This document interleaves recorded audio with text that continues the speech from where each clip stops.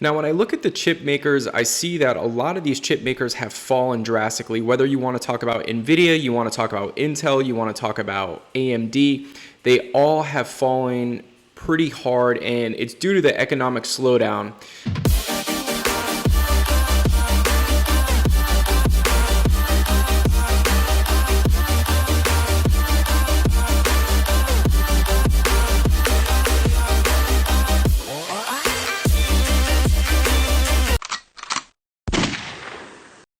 Today, guys, I want to talk about the chip makers. We're specifically going to get into Micron today. I'm going to explain why I favor Micron over the other chip makers. Now, there's lots of talk about PC demand slowing down, new cell phone demand slowing down. So this is definitely impacting the chip makers, and it's getting priced in, and I think it's getting priced into, I wouldn't say a ridiculous point, but I would say it's giving a lot of opportunity, I think, at this point.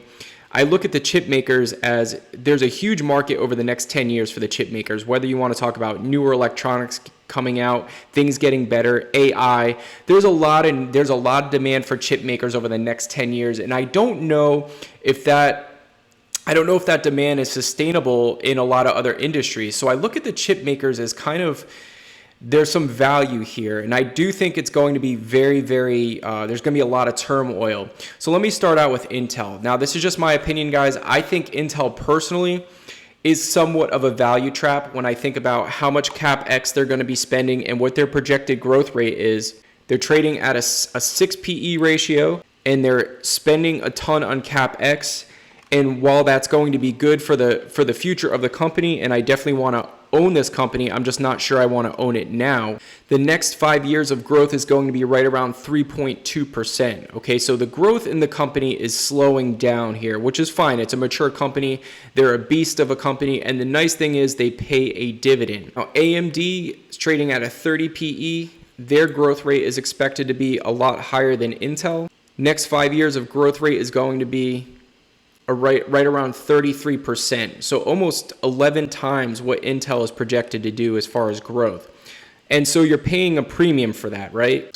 So over the last 3 years, AMD has added shares. So they trade for a higher premium. They're adding shares to the market. And yes, their growth rate is impressive, but you have to factor in that diluting is taking away from the true growth of the company as a shareholder. So this led me to Micron, guys, and a few reasons why I like Micron. Just from a share PE standpoint, it's trading at a 6.9, okay? Their forward PE is sitting right around a 6.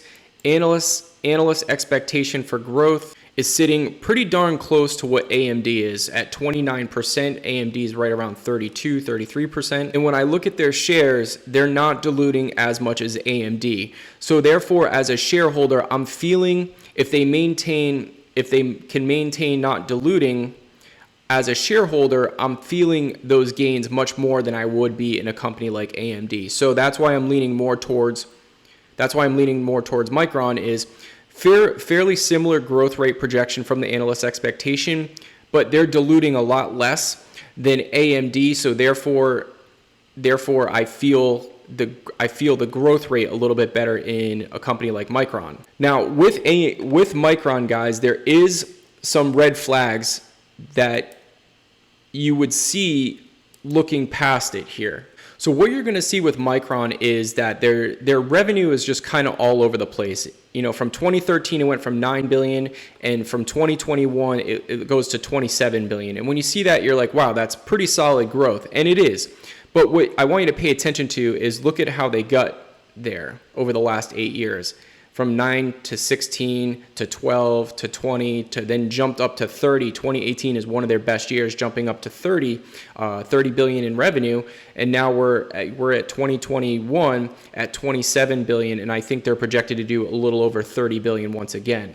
So when you look at the top line revenue growth, it's kind of just all over the place, right? And that 2018 spike could be the fact that they acquired a company for 2.6 billion. And that company, I believe, landed a contract with Apple, so that could have caused a spike in their revenues for the following year. 4 days ago, Micron is added 2,000 new employees to set up R&D. Okay, so they're growing their business right? They're investing back in their business. And while a lot of companies are firing and doing layoffs, Micron is hiring here. Okay, so to me, this is a pretty good signal that the business is healthy. Now, once again, guys, there is a lot of risk with Micron at certain price points. As you can see, free cash flow per share is just all over the place, right?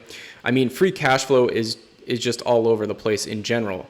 2.5 billion 8 years ago to 1.1 to negative to 3.4 to 8.5 to 3.4 to 83 million. And when we look at the cash and cash equivalents growing throughout the years, very, very strong. And we saw that they're not putting a ton of shares on the market. So they have about 8.6 billion in cash and cash equivalents, and total debt is sitting at 7.2 billion. Their free cash flow is between about 2.5 to 3.5 billion. So overall, fairly healthy balance sheet in my opinion when I look at Micron. I like their growth rate. I like the fact that they're not diluting. So this is why I was leaning more towards Micron. I think the upside's a little bit more higher than Intel, but I think the beta is also higher, so you have more volatility. But now here's the thing. Micron hit a low of right around, so this is a 3-year chart of Micron, guys.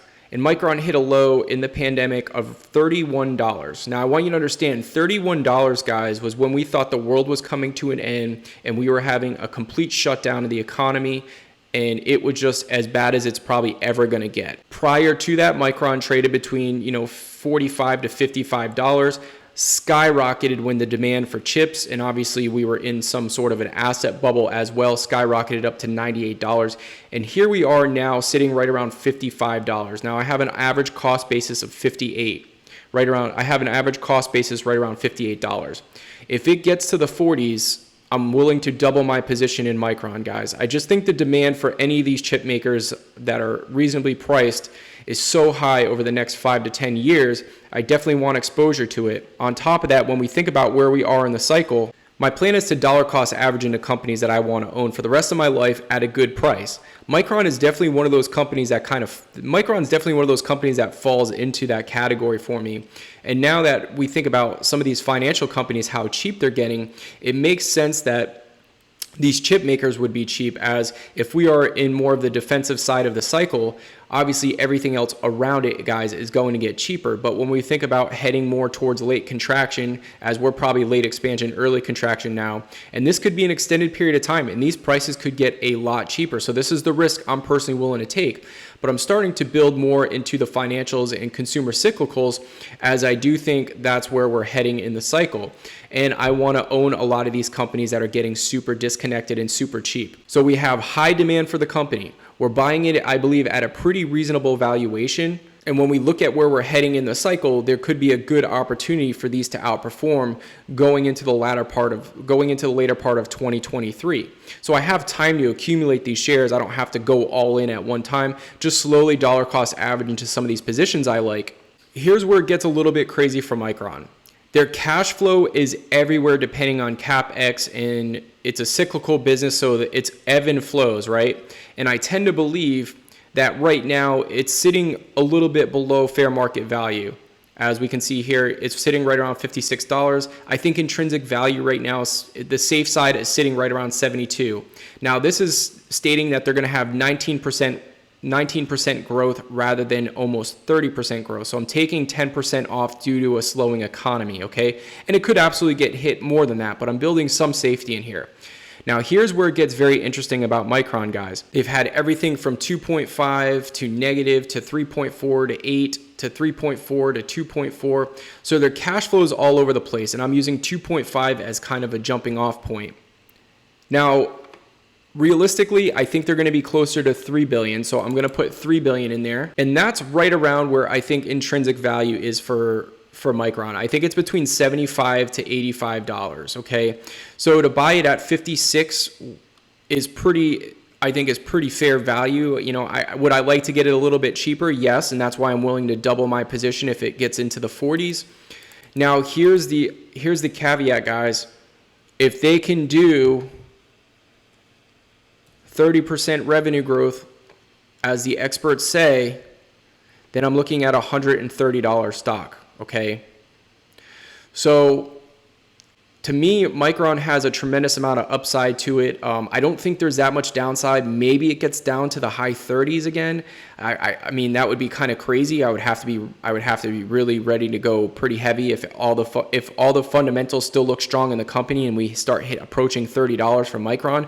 I really have to look at getting heavier involved in Micron at that point. But right now, I'm just dollar cost averaging to what I think is a pretty decent price for the company.